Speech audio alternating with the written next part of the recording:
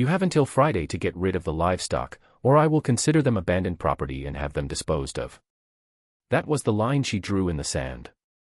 Not with a stick, but with the poison-tipped nib of her favorite pen, scrawled on official homeowners association letterhead. What would you do if someone threatened your family? Because that's what my goats, Pat and Mike, were. They were family. If you're watching this from some quiet corner of the world, maybe a place where neighbors are still neighbors and not potential litigants, let me know. I could use the reminder that such places still exist. Because my little slice of suburban paradise had turned into a battlefield, and the enemy was a 5'4" tyrant in orthopedic sandals named Carol. This whole story started because I wanted peace. It ended with squad cars, federal charges, and the complete and utter demolition of a woman's life.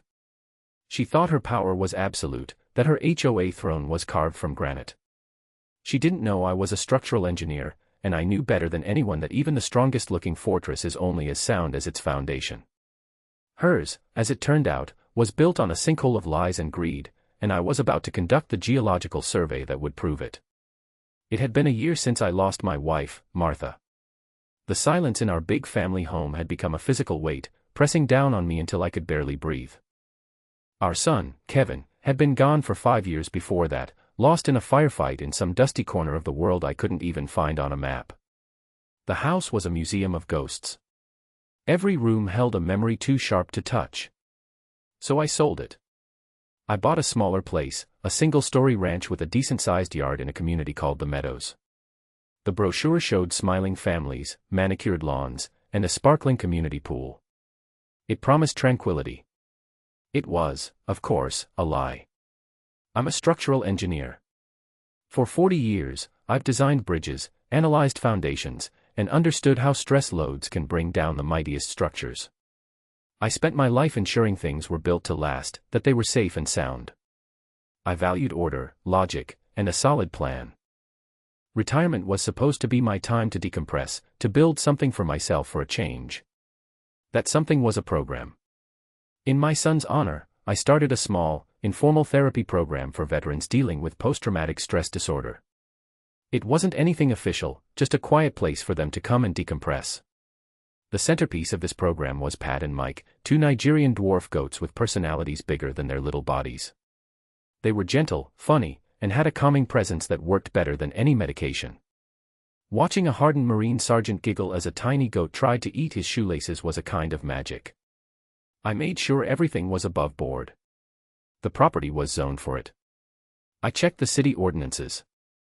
I even soundproofed the small, neat barn I built for them in the backyard to ensure they wouldn't disturb anyone. I wanted to be a good neighbor. I wanted to be left alone. Carol, the self-appointed queen of the meadows and president of its HOA, had other ideas. I first met her a week after I moved in. She rolled up my driveway in a golf cart that had HOA President emblazoned on the side in gaudy gold letters, like it was some kind of chariot of the gods. She was a woman who looked permanently sour, as if she'd just bitten into a lemon that personally offended her. She had a tight perm that seemed to be squeezing her brain too hard and eyes that scanned my property not for its charm, but for its infractions. "George, is it?" she asked, not waiting for an answer. "I'm Carol." "I'm the president of the board," she said, the board, like she was announcing her royal lineage. "Nice to meet you," I said, offering a hand she pointedly ignored. "I see you've installed a flagpole," she said, nodding at the modest pole I directed to fly the American flag. "The bylaws state it can be no more than 20 feet tall. I'll need to see the permit and the surveyor's report confirming its height." I blinked. "It's a standard residential flagpole kit from the hardware store. It's exactly 20 feet. I'll be the judge of that," she sniffed. "And your mailbox? The shade of beige is desert sand, the approved shade is gentle fawn, you have 14 days to repaint it before the fines start." That was my introduction to life in the meadows. It was a world governed by a 300-page book of rules that dictated everything from the species of flowers you could plant to the acceptable decibel level of your wind chimes. And Carol was its high priestess. The real trouble started when she discovered the goats. She must have been doing one of her patrols, peering over fences with binoculars, when she saw them. My first warning was a notice slipped under my door, printed on the same grim, cream-colored letterhead. Subject: Violation 113B, unauthorized livestock. It informed me that barnyard animals were strictly prohibited. It was condescending and absolute. I tried to handle it the way I handle all problems, with reason and data. I requested a meeting with her. We met in the community clubhouse, a sterile room that smelled of chlorine and quiet desperation. I brought my documentation. I had a letter from a licensed therapist outlining the benefits of animal-assisted therapy. I had statements from 2 of the veterans who visited. I had a copy of the city ordinance that classified Nigerian dwarf goats as pets, not livestock, provided they were under a certain weight. Pat and Mike were well under. Carol didn't even look at my papers. She steepled her fingers, a gesture I think she copied from a movie villain, and gave me a pitying smile. "Mr. Thompson," she began, her voice dripping with condescension, "your personal feelings and your little city loopholes are irrelevant here. The HOA bylaws are clear. We are not a farming community. This is a place for respectable people." The implication was clear. I was not one of them. They're therapy animals, Carol. 4 veterans. Men who fought for this country. Everyone has a sob story, she waved a dismissive hand. If I make an exception for you, what's next? Someone wants a pot-bellied pig. Someone else wants chickens. It's a slippery slope. The rules are what protect our property values. That was her mantra. Property values. The 2 holiest words in the HOA gospel. You could have a miserable, sterile life, but as long as the Zillow estimate was healthy, all was right with the world. The conversation went nowhere. She was a brick wall. A poorly designed, non-load-bearing brick wall, but a brick wall nonetheless. I left the meeting feeling a cold knot of frustration in my stomach. This wasn't about rules. This was about power. She had it, and she enjoyed using it. The official notices started arriving weekly. Each one was more threatening than the last.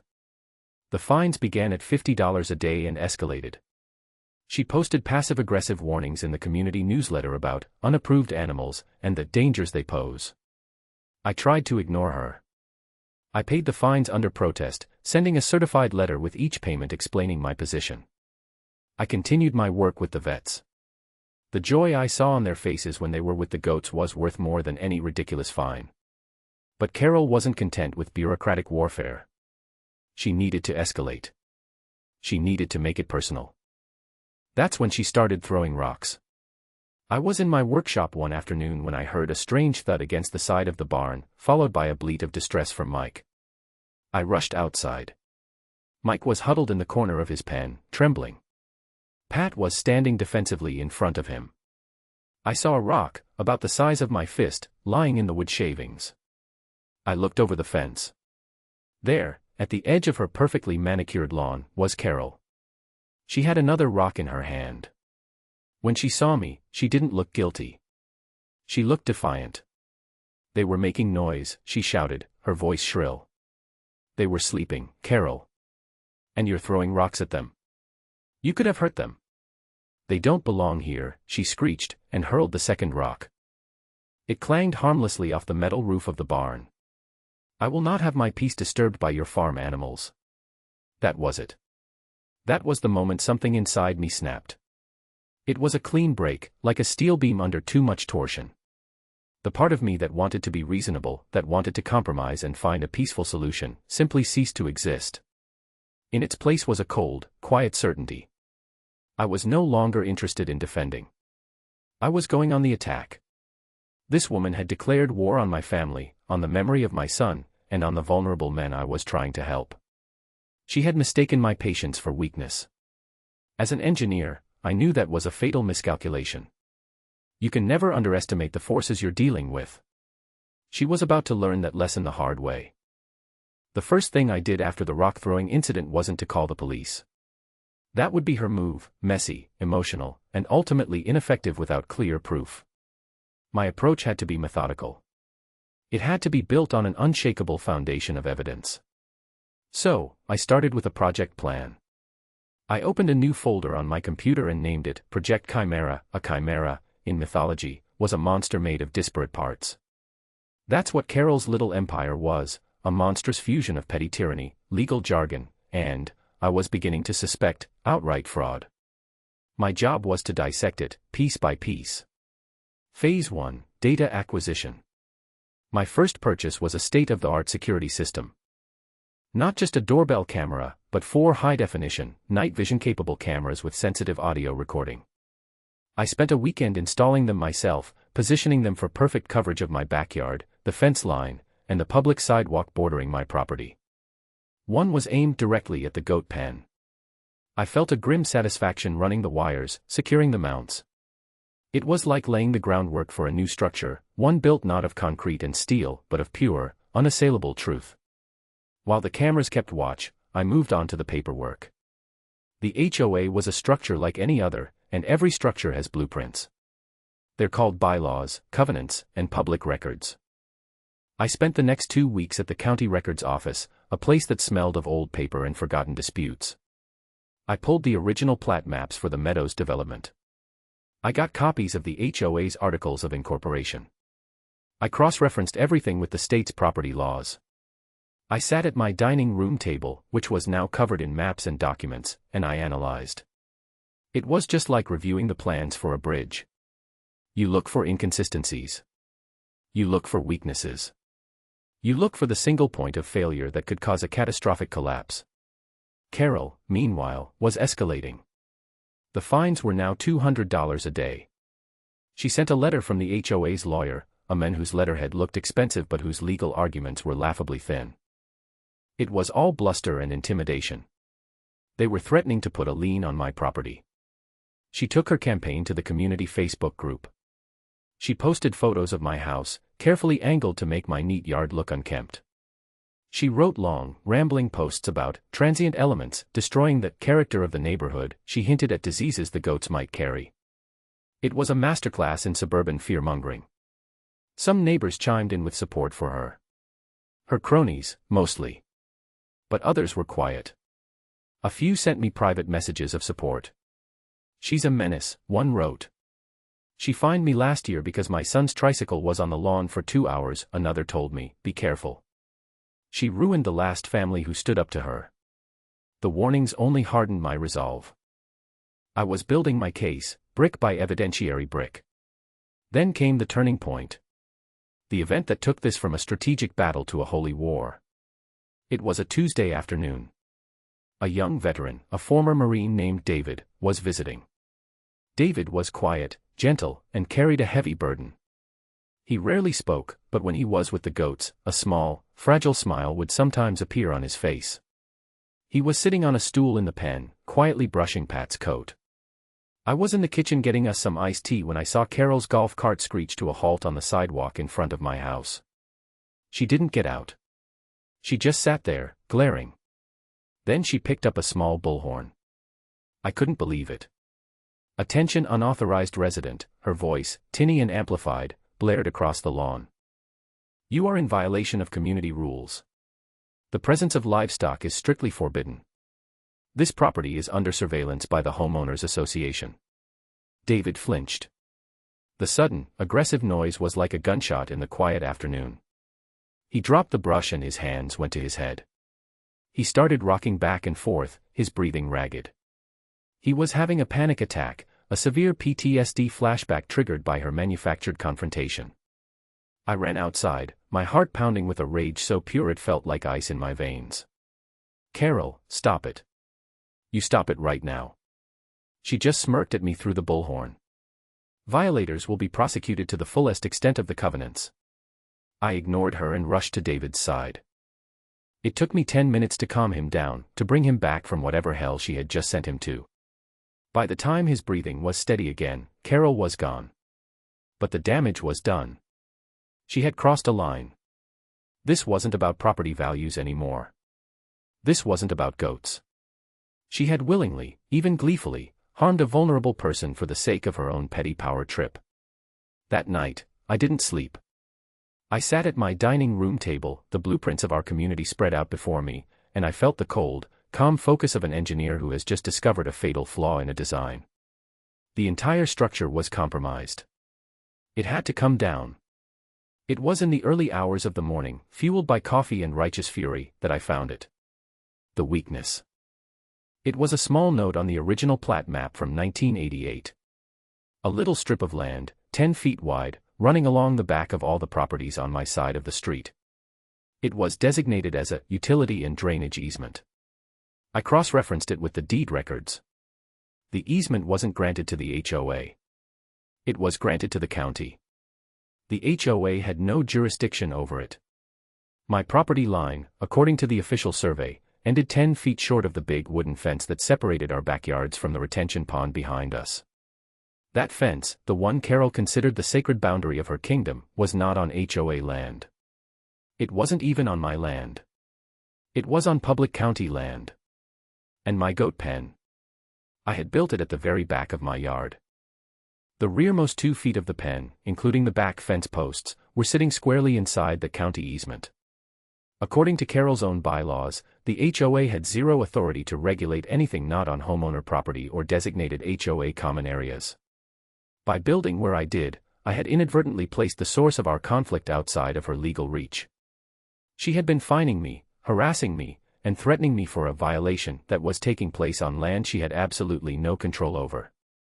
It was beautiful. It was a perfect, elegant, structural failure in the foundation of her entire case. And she had no idea. She was so blinded by her own arrogance that she'd never bothered to check the blueprints. I felt a slow, cold smile spread across my face. Phase 1 was complete. Now it was time for Phase 2, structural analysis. I was going to analyze every single thing she had ever done as president. And Phase 3, the final phase, was already taking shape in my mind. Controlled demolition. My discovery of the easement was the key, but it was only the first step. A good engineer doesn't just find one weakness, he stress tests the entire structure.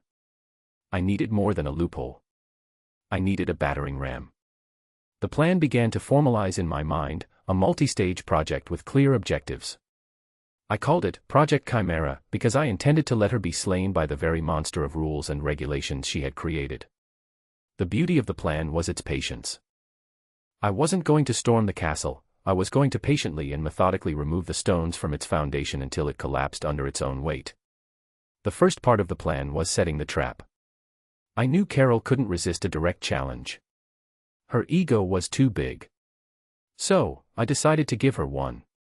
I went to the hardware store and bought materials for a small extension to the goat pen. It wasn't an extension for the goats, it was an extension for her. I built a small, 3-foot by 3-foot square addition onto the back of the pen. The entire new structure was built wholly within the county easement. It was technically on public land. I made it look slightly shoddy, as if I'd done it in a hurry. I used mismatched pieces of wood. I left the nails sticking out a bit. It was an eyesore, a deliberate, calculated infraction designed to trigger her obsessive need for control. It was bait. Then, I waited. I didn't have to wait long. 2 days later, my phone buzzed with a notification from the security camera app. Motion detected in the backyard. It was 2:17 a.m. I watched the live feed, my heart thumping a steady, heavy rhythm. There she was. Dressed in dark clothes, a flashlight held in her teeth, Carol was creeping along the fence line. She slipped through my neighbor's unlocked gate and crept onto my property. Trespassing. That was the first domino. She approached the new, ugly addition to the goat pen. She pulled a crowbar from the back of her pants. Attempted destruction of property. The second domino. The camera's microphone picked up her muttering. Filthy animal, ruining my neighborhood. I'll show you. She wedged the crowbar under one of the posts and heaved. The post, which I had barely secured in the ground, came loose easily. She smiled, a nasty, triumphant little smirk in the green glow of the night vision. She worked her way around the small structure, prying and pulling, dismantling my shoddy work with vicious satisfaction. The whole event took maybe 15 minutes. When she was done, she kicked the pile of lumber, gave the goats a hateful glare, and crept away, disappearing back into the darkness. I saved the video file. I backed it up to the cloud. I saved it on a separate hard drive. It was my first piece of solid gold. But I didn't use it. Not yet. That was just for leverage. The next phase of the plan required a more public venue. The monthly HOA meeting was in a week. That would be my stage. In the days leading up to it, I prepared. I wasn't just going to expose her trespassing, I was going to undermine her authority on a fundamental level. I drafted a letter. It was a masterpiece of polite, legalistic language. In it, I formally contested every fine she had levied against me, citing the county plat map and the legal definition of the easement. I included high-resolution copies of the official documents, with the relevant sections highlighted. I explained that since the alleged violation was occurring on county land, the HOA had no jurisdiction. Therefore, all fines were illegitimate. I demanded a full refund of the thousands of dollars I had already paid, plus interest. I concluded by stating that any further attempts to fine me or harass me over this issue would be met with a lawsuit for targeted harassment. I made 20 copies. The night of the HOA meeting was tense.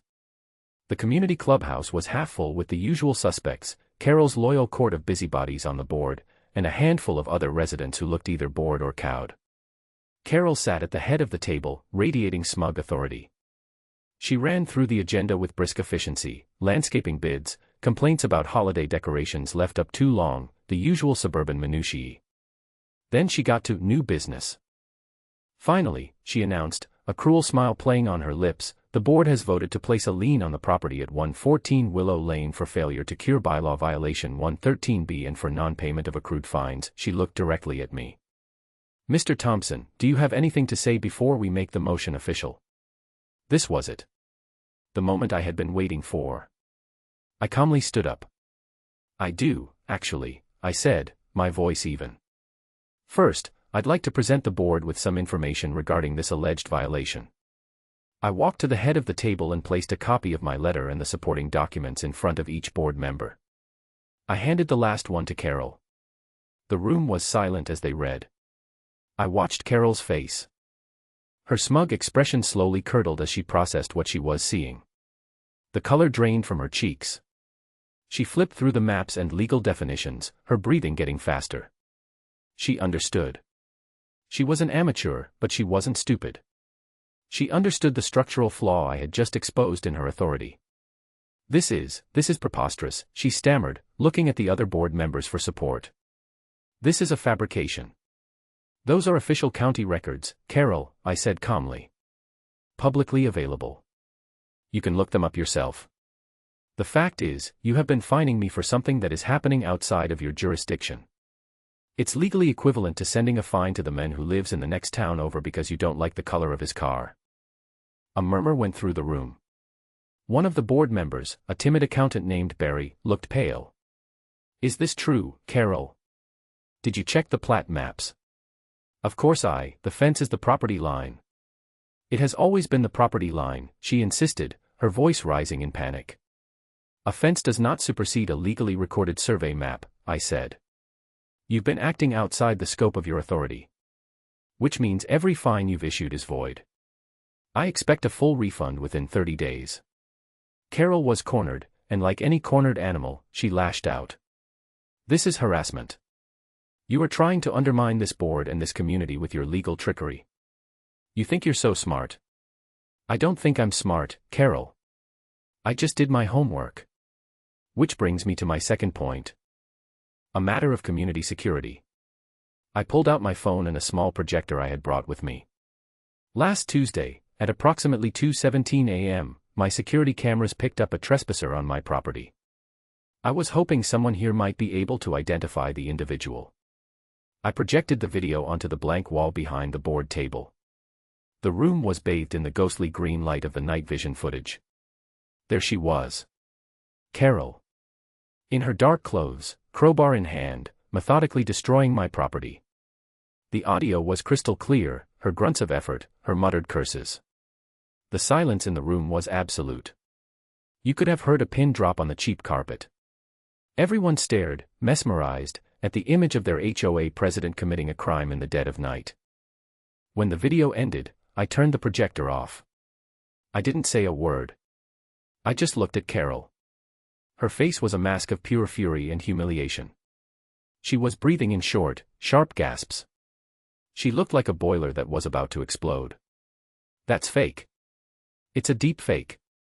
He's a liar. He doctored that video to frame me. Her denial was so hysterical, so transparently false, that it was almost pitiful. Barry, the accountant, pushed his chair back from the table as if she were radioactive. The other board members wouldn't meet her eyes. In the space of 10 minutes, I had completely dismantled her credibility. Her power, which was built entirely on a perception of untouchable authority, was cracking like cheap concrete. "I have the original, time-stamped file from the security system," I said quietly. "I'm sure the police forensics lab would be very interested in analyzing it if you'd like to press the issue. For now, I'm willing to consider the matter closed, provided all harassment against me and my program ceases immediately, and my money is refunded." I had her. I knew I had her. I had revealed the rot in the foundation, and I had shown everyone the video of her trying to tear down my walls. I thought that would be the end of it. I was wrong. I had critically misjudged the depths of her malice. I thought I was dealing with a petty tyrant. I was about to find out I was dealing with a true monster. Her defeat at the meeting didn't chasten her, it uncaged her. I had thought the public humiliation would be enough.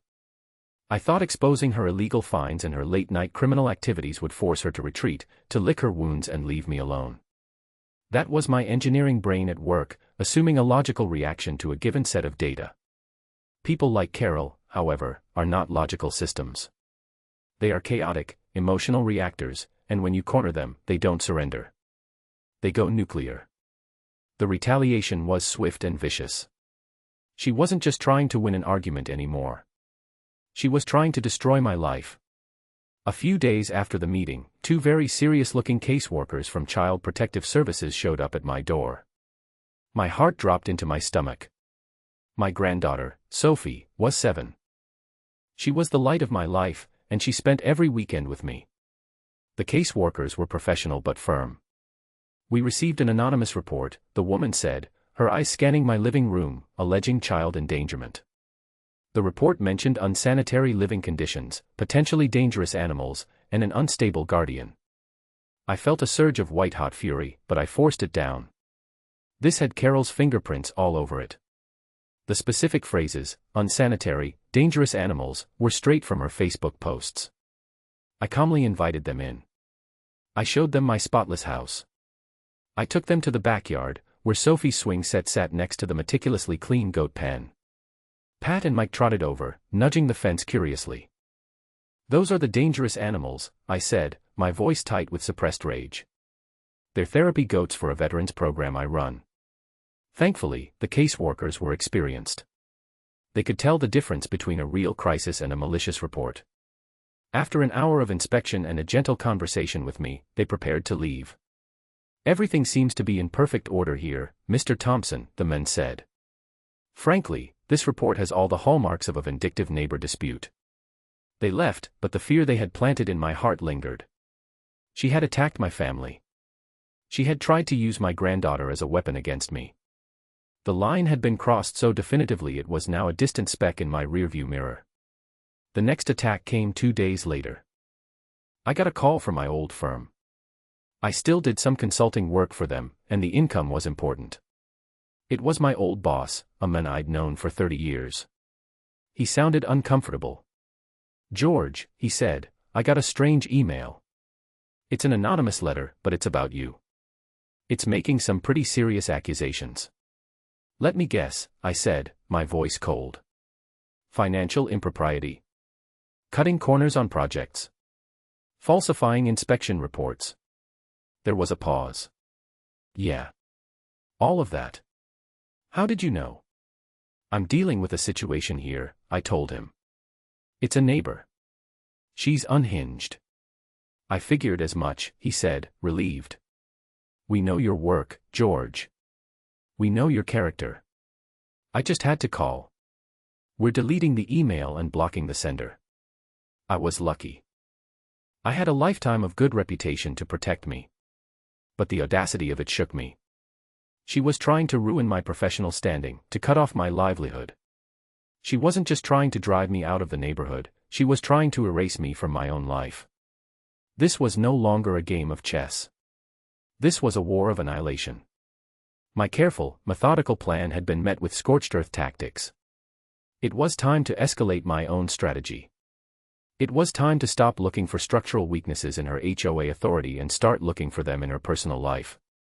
It was time to find the final, undeniable proof that would not just dethrone her, but bury her. And then, like a miracle delivered by the gods of poetic justice, the whistleblower appeared. It was a rainy Thursday night. I was cleaning up my workshop when I saw a car I didn't recognize pull up across the street. The driver killed the lights but didn't get out for a full 5 minutes. Finally, a man emerged, hunched under an umbrella, and scurried to my front door. I opened it to find Barry, the timid accountant from the HOA board. He looked terrified, his eyes darting around as if he expected snipers on the rooftops. "Mr. Thompson," he whispered, "can I come in? I have to talk to you." I led him into the kitchen. He was trembling, clutching a briefcase to his chest like a life raft. "I can't be a part of this anymore," he stammered, not meeting my eye. "What she's doing to you, it's not right. And it's not just you. It's everything." "What are you talking about, Barry?" He took a deep breath. "Carol is my sister-in-law. My wife's sister. I got on the board as treasurer because she asked me to. I thought I was just signing off on landscaping contracts and pool chemicals." He opened his briefcase on my kitchen table. Inside wasn't a laptop or papers, but a single, slim USB flash drive. He pushed it across the table toward me. "For years, she's been running the HOA like her personal piggy bank," he said, his voice barely audible. "She has a contractor friend. They bill the HOA for thousands of dollars of work that never gets done. Retaining wall repairs, clubhouse roof maintenance, sewer line inspections, it's all fake. He kicks back half the money to her in cash." My mind reeled. Embezzlement. Wire fraud. "Why are you telling me this now, Barry?" "Because after that meeting, she went crazy. She started shredding documents. She told me I had to help her cook the books to hide the trail before the yearly audit. She said if she goes down, I go down with her, because my signature is on all the checks." He finally looked at me, his eyes pleading. "I have a family, Mr. Thompson. I can't go to prison for her. This flash drive, it's everything. The real invoices, the fake ones, copies of the bank statements showing the transfers, emails between her and the contractor. It's the whole scheme." I picked up the flash drive. It felt heavy, dense with the weight of her crimes. This was it. This was the kill shot. The trespassing video was a misdemeanor. The easement issue was a civil matter. This was a portfolio of felonies. "You're doing the right thing, Barry," I told him. And I meant it. He nodded, looking relieved and terrified at the same time. "Just leave my name out of it if you can. I'll cooperate with the police, but I don't want her to know it was me." He stood up, ready to flee back into the rainy night. "Be careful, Mr. Thompson. She's not just a bully. She's a real criminal. There's no line she won't cross." After he left, I plugged the flash drive into my computer. It was all there, just as he said. A neat, organized digital trail of years of systematic theft. She had stolen hundreds of thousands of dollars from her neighbors, from the people who trusted her. The money for the new playground that never got built, the special assessment for the phantom roof repairs, it all went into her pocket. My project had reached its final phase. I had acquired the data. I had analyzed the structure. Now it was time for the controlled demolition. And this time, I wasn't just taking it to a community meeting. The next morning, I made an appointment with a detective in the economic crimes unit of the local police department. And for good measure, I also called the Internal Revenue Service. Carol had been taking kickbacks in cash. I was willing to bet my engineer's pension that she hadn't been declaring it on her taxes. The foundation of her world was about to be liquefied. The structure of her life was about to be condemned. The meeting with Detective Miller was like shifting from a local dispute to a major league game. I walked into the police station with my neat binder, which now contained the easement maps, a transcript of the HOA meeting, the video file on a disc, and, most importantly, a copy of the contents of Barry's flash drive. Miller was a career cop, a man with tired eyes who had clearly seen every kind of human ugliness. He listened patiently as I laid out the story, starting with the goats and ending with the spreadsheets detailing years of wire fraud. I presented it like I was presenting a structural analysis report to a client, calmly, factually, with every assertion backed by a piece of evidence.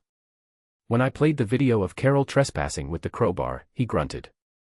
Classic. When I showed him the forged invoices next to the real bank statements, his eyes lit up with a professional interest that was deeply satisfying to watch. "This is comprehensive," he said, looking at the mountain of evidence I'd compiled. "You've done most of our job for us, Mr. Thompson." "I believe in being thorough," I said. "She's been stealing from her neighbors for the better part of a decade," he mused, looking at a spreadsheet. "The dollar amount here, this is grand larceny. The transfers across state lines to the contractor Shell Corporation in Delaware, that's federal wire fraud. And if she hasn't been paying taxes on the kickbacks." He whistled softly. "She's in a world of trouble." He told me they would open a formal investigation immediately. They would get warrants for the HOA's official records and her personal bank accounts. He asked me to keep this quiet. They wanted to build their case without tipping her off. The next few weeks were the hardest. I had to go about my life as if nothing was happening. I had to endure Carol's smug glares as she drove past in her golf cart. She had won the last round, in her mind. The CPS call and the letter to my employer had been effective counterattacks. She thought she had intimidated me into silence. She had no idea that a wrecking ball was swinging silently toward her. The community was on edge. My revelations at the HOA meeting had planted a seed of doubt, and Carol's increasingly erratic behavior was watering it. She started posting paranoid rants on the Facebook page, accusing unnamed enemies of the community of trying to destroy their way of life. She imposed new, ridiculous rules overnight: no basketball hoops, all garden gnomes must be pre-approved by the architectural committee, garbage cans could only be on the curb for a maximum of 60 minutes. It was the desperate act of a dictator losing her grip. Then, the residents started to organize. The timid neighbors who had messaged me in private started talking to each other. They called a special meeting, independent of Carol, to discuss the board's conduct. They had enough signatures to force it. The meeting was scheduled for a Wednesday evening in the clubhouse. This was the moment. I called Detective Miller. "The community has called a special meeting," I told him. "She'll be there. All the residents will be there. It might be a good opportunity." There was a pause on the other end of the line. "That sounds like the perfect venue for a public unmasking," he said. "We'll be ready." The night of the final showdown, the clubhouse was packed. It was standing room only. The air was thick with tension and resentment. This wasn't a boring meeting about landscaping anymore, this was a revolution. Carol and the two remaining board members who hadn't resigned sat at the head table, looking beleaguered and angry. Carol tried to take control, banging a gavel she had brought from home. "This is an illegal meeting," she declared. "I do not recognize its legitimacy." A resident I'd never spoken to, a retired schoolteacher named Mrs. Gable, stood up. "According to the bylaws, Carol, a meeting can be called by a petition of 25% of the homeowners. We have 40%. Sit down and be quiet. You are no longer in charge here." A wave of applause went through the room. Carol turned beet red. Mrs. Gable turned to me. "Mr. Thompson, I believe you have some information you'd like to share with the rest of us." All eyes were on me. I stood up, my binder in my hand. I hadn't brought a projector this time. I didn't need it. I was just going to tell them the story. I started from the beginning. The goats, the fines, the easement. I laid out the legal case for her lack of jurisdiction. Then I played the video of her trespassing from my phone, holding it up for everyone to see. Gasps rippled through the crowd. "That is the woman you entrusted with the keys to our community," I said, my voice ringing with clarity in the silent room. "A woman who sneaks into her neighbors' yards at night to destroy their property. Lies. It's all lies." Carol shrieked, jumping to her feet. "He's a troublemaker.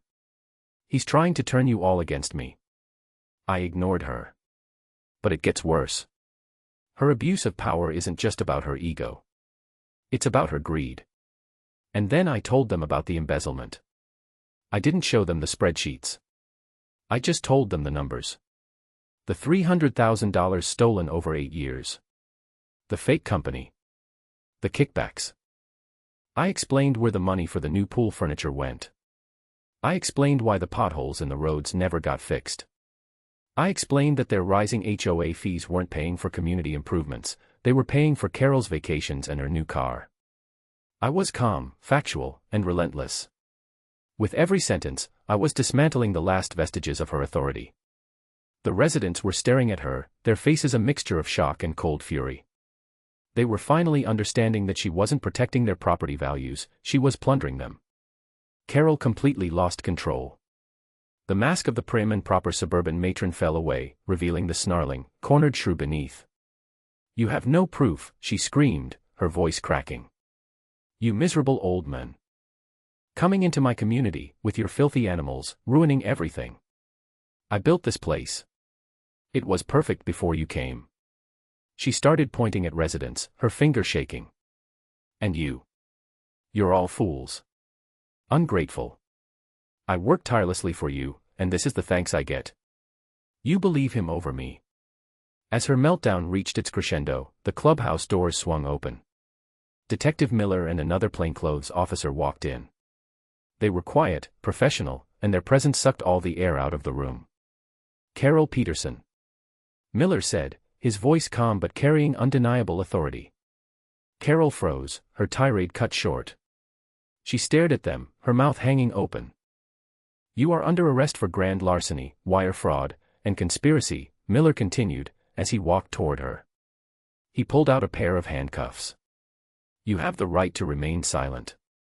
The entire room was silent, watching the spectacle unfold. Carol's face went from red to ghostly white. She looked at the handcuffs, then at the faces of her neighbors, and the final realization of her utter defeat seemed to hit her all at once. "No," she whispered. "You can't." "Ma'am, please put your hands behind your back," the other officer said gently. That's when she lunged. Not at the officers, but at me. It was a last, desperate, feral act of rage. She clawed at my face, screaming, "I'll kill you. You did this to me. You'll pay." The officers reacted instantly, pulling her back before she could do any real damage. They pinned her arms behind her and snapped the cuffs on. The sound of the metal ratcheting shut was the loudest thing I had ever heard. As they led her out of the clubhouse, a sobbing, defeated mess, she craned her neck to glare back at me one last time. Her eyes were filled with a venomous hatred. "This isn't over," she shrieked, her voice echoing in the stunned silence. "You'll never be safe here. I'll get you for this." It was her final, impotent threat. A hollow echo from a queen whose castle had just been razed to the ground. No one was afraid of her anymore. She was just a common criminal, brought down by a stubborn old man and his 2 pet goats. The aftermath was like the quiet that follows a storm. With Carol gone, a sense of liberation swept through the meadows. It was as if the entire neighborhood took a collective deep breath for the first time in years. The board was dissolved. A new, interim board was elected, made up of reasonable people like Mrs. Gable. Their first official act was to draft a formal apology to me. Their second was to process a full refund for all the fines I had paid. Their third, and my personal favorite, was a complete overhaul of the bylaws. The 300-page book of tyranny was condensed into a simple, 2-page document based on common sense and mutual respect. The reign of gentle fawn beige was over. The community began to heal. People started talking to each other again. Neighbors who had been pitted against one another by Carol's rumor-mongering reconnected. There was a neighborhood barbecue, and I was the guest of honor. I brought Pat and Mike, who were treated like furry celebrities. The same kids who had been told to stay away from the dangerous animals were now lining up to feed them carrots. It was a small thing, but it felt like a monumental victory. Carol's fate was a matter of public record. Her case was a slam dunk for the prosecution. Faced with the mountain of evidence from Barry's flash drive and my meticulous documentation, she had no defense. Her contractor friend flipped on her immediately, testifying against her in exchange for a lighter sentence. She was convicted on multiple counts of fraud and embezzlement. The judge, citing the egregious breach of trust and the predatory nature of her crimes against her own community, showed little mercy. She was sentenced to 7 years in a federal penitentiary. The IRS also came after her for tax evasion, seizing her assets and leaving her financially ruined. Her husband, who claimed to have known nothing, divorced her before the sentencing was even announced. Her name became a cautionary tale, a ghost that haunted the neighborhood she once ruled. Barry, true to my word, was treated as a cooperating witness. He never faced charges, though he and his family moved away shortly after the trial, seeking a fresh start away from the scandal. I never saw him again, but I remained grateful for his moment of courage. He was the final piece of the puzzle, the whistleblower who had armed me for the final battle. With the war won, I finally found the peace I had been looking for when I first moved to the Meadows. The Veterans Program thrived. With the support of the new HOA, we even expanded it. We built a small garden behind the goat pen, a quiet place for reflection. The sound of laughter, not bullhorns, became a regular feature of my afternoons. Sometimes, when I'm sitting in the yard, watching one of the vets share a quiet moment with Pat or Mike, I reflect on the whole ordeal. I never wanted to be a hero or a giant slayer. I'm an engineer. I prefer quiet, order, and structures that are built to last. But I learned that sometimes, the most important structures we have to build are boundaries. And sometimes, to preserve peace, you have to be willing to go to war. Carol thought her power was a fortress. But she forgot the most basic principle of engineering: a structure is only as strong as its foundation. A foundation built on lies, arrogance, and theft is no foundation at all. It's just a collapse waiting to happen. All it took was someone willing to check the blueprints and apply a little bit of pressure in just the right spot. The whole experience makes you wonder, doesn't it? How many little tyrants are out there, in HOAs, in offices, in town councils, ruling their tiny kingdoms through fear and intimidation? And how many of them are just one stubborn person away from a total, catastrophic collapse? I'm just glad I could do my part to bring one of them down. Now, if you'll excuse me, I think I hear a goat demanding his afternoon snack. Life is good. And for anyone else dealing with their own version of Carol, remember this: be patient, be methodical, document everything, and never, ever underestimate the power of a solid foundation.